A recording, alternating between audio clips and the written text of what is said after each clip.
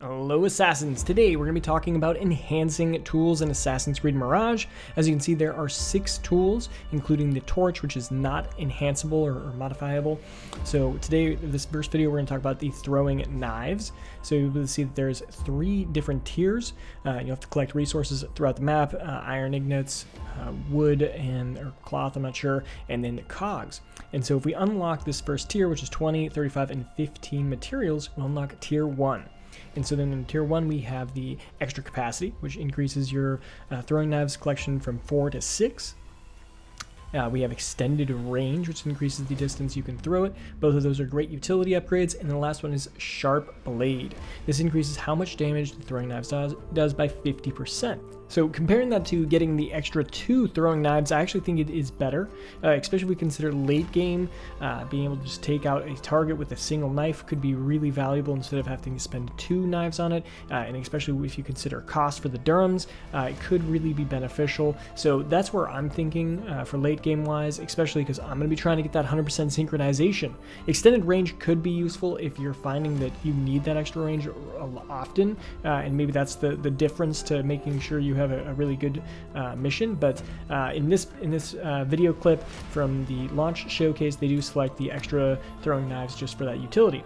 So in tier 2 we have 90 cogs, 55 iron ingots, and then 25 of the whatever that third resource is. Comparing this to tier 1, we see that we have 20, 35, and 15. So you're definitely going to be hunting cogs around a lot, and maybe the other 2 resources are rare.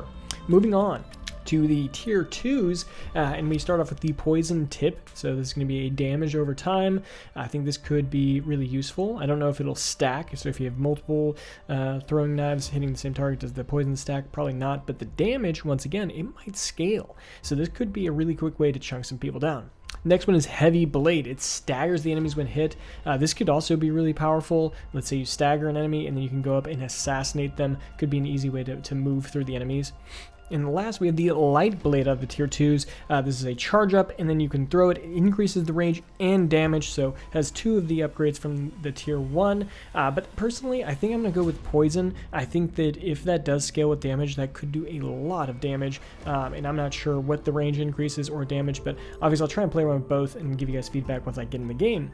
And for tier 3, we have only 2 upgrades. We have armor piercing, where we'll be able to penetrate the armor to deal standard damage or probably true damage. That just makes it a lot easier if you're unable to really land your shots, and maybe all the enemies late game are heavily armored, even wearing helmets. It might be really hard, but I imagine that skilled play, maybe you could land in the eyes and still be able to take them out. That's why I'm going to be choosing corrode body. I think this will be really help to reach that 100% synchronization, not being detected, not being hit, and really being able to achieve all those missions in pure stealth. And so this dissolves the corpses so that there's no traces behind. I think that, equipped with poison and the extra damage, will be the leading combo. At least that's what I'm thinking. Obviously I haven't played this game, so there's a lot to do, but this was my throwing knife breakdown. I hope you guys liked it. Subscribe for more content, and see you guys next time.